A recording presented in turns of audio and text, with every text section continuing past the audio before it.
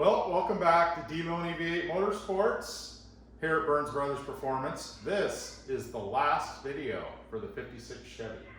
This is it. Yep. Yep. Cheers. Cheers. We're going to kick it off. Going to give you a current status of this thing and the latest news on this car. We'll do a quick walk around. Anything else you want to say to start off? No, we're just going to walk around and give you a rundown on the car and what it's made up of these days and how it got to this point. Kind of a little recap. Nice. Yeah. It's got a few new parts on it. Yeah. So we'll show you those too. All right. All right, we'll be right back. Okay, we're back for a quick update. Well, the last update on this 56 Chevy. What's going on? So,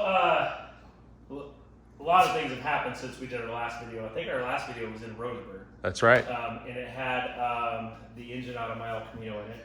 Kind of before I went to Roseburg, Nikki and I got to discussing it, and we decided that we were actually going to sell the car. So I took it down to Roseburg, threw a for sale sign in it with the intention of if somebody just had to have it down there, I would sell it as is. And then if it didn't sell, when I came back, I was going to basically detune the build of the car. So it's completely tuned. The car is now for sale. I'm going to give a rundown on what the car is now, engine, transmission, rear end, all that stuff. But I am selling the car. Asking price $27,500. If anybody's looking for a car, I am taking serious offers on the car. Had a lot of interest in it, a lot of good feedback on the car. It just takes that right person that just has to have it. So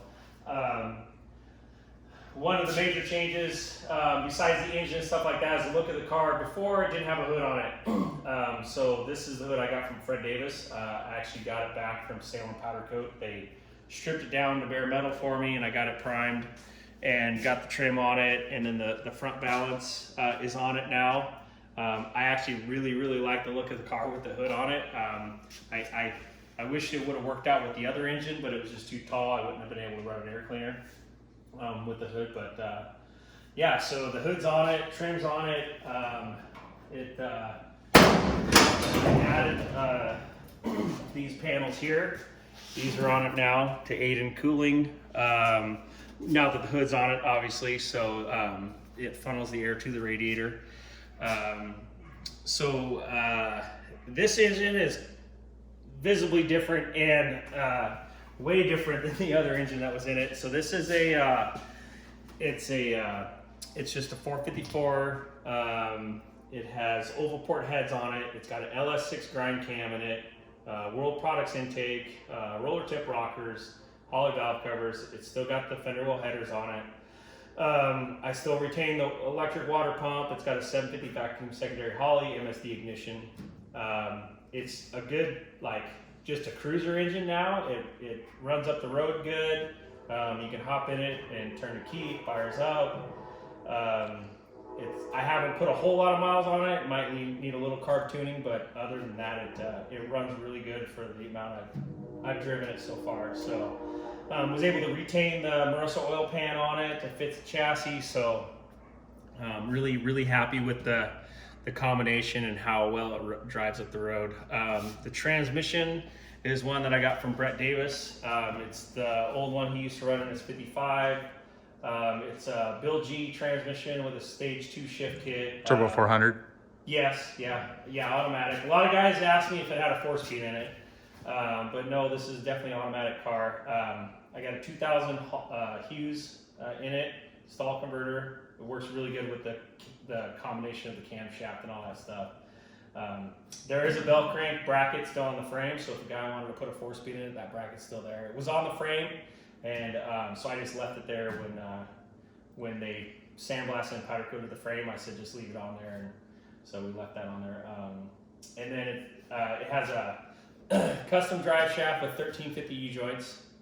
It now has, when I took it to Roseburg, it had 486 gears in it, and it was a handful to drive on the street just because it was obnoxious at the RPM level and the speed you were trying to drive. So now it has 350s in it, and with a billet yoke and all that good stuff. And I tell you what, it is so much more drivable. Like you can actually hear yourself think when you're driving down the road now. If they watch the Roseburg clips, you get an idea. What was it? 105 decibels at $3,000 yeah, 3,200. It was loud with a capital L. It was pretty loud. So yeah, it's way more drivable now. It's still got the 35 spline axles in it, Dutchman axles and all that good stuff. So, and it's still got the B&M shifter. The 64 Impala bucket seats. It's got a white 3-spoke steering wheel in it now. The sun tack, all that good stuff. Carpet, back seat, 850 legal cage. Really happy with the interior as far as how it all came together, as far as the 150 door panels in the back seat that I got from that buddy of mine, Jim, and it all kind of came together. And I really dig the look of the car. Like I said, I've had a lot of good feedback on it. A lot of guys are digging it. So the fuel cell in the trunk is hooked up to the fuel gauge. I had a couple people ask me about that. Kind of interesting. I didn't know these early cars are 0 to 50 ohms on the gas gauge, so I had to order a different sending unit for that fuel cell and swap that out. It's still got the Holley black pump on it with the 1/2-inch fuel line. I actually had a guy hit me up about buying the car as a roller. We discussed it a little bit, and his last comment was, "Let me think about it, and no, I don't have to ask my wife." Classic car deal. But yeah, like I said, it's a good cruiser. You know, I mean, I wouldn't put a number on it as far as going to the drag strip. To me, the car's kind of a cruiser now. It's a car show cruiser, or you know, a local cruise night thing. You know, cars and coffee, whatever you want to do with it. But I couldn't tell you what it might run in the quarter mile. Yeah. So it's just a cruiser. I would urge you, if you're interested in this thing, go back and look at some of the videos and see all the powder coating and all the labor and all the undercarriage improvements. So yeah, I think we discussed it in the other videos. The whole chassis is all powder coated by Salem Powder Coat. All the suspension is powder coated. All the ball joints are all brand new. The floor pan, I replaced the floor pan, the inner and outer rocker panels, and that's all. The whole bottom of the car's painted satin black to match the chassis. It's really clean underneath. It's funny because the guy at Les Schwab, when he aligned it, because I couldn't get it into Hilliers that day because they were closed, and I had to have it done that day. So I had to go to Brand X, go to Les Schwab and get it aligned. And the guy had made a comment. He goes, you know, I get a lot of restored cars in here, and they're always shiny on the top, and then I get underneath them to do the alignment, and he said they're just roached out, and he goes, it is so refreshing to get underneath the car and see it all brand new underneath. He goes, I just don't see that very often on these hot rods. So that was a pretty cool compliment I got from that guy. So, but yeah, it's for sale. It's ready to go for anybody that wants to go cruising in it. So right on. Okay, well, thanks. This has been a fun journey. Thanks for watching. There is a playlist, so if you want to see more of this car, just click on the playlist. 56 Chevy, Street Strip. The only video you might see of this the next time is a short of it on a trailer going away. Heading out. Driving out of the driveway, whatever they choose to do. So. Yeah, we'll miss it when it's gone. Yep. Don't forget to like and subscribe. It's free. Tell your friends. Absolutely. Thanks, George.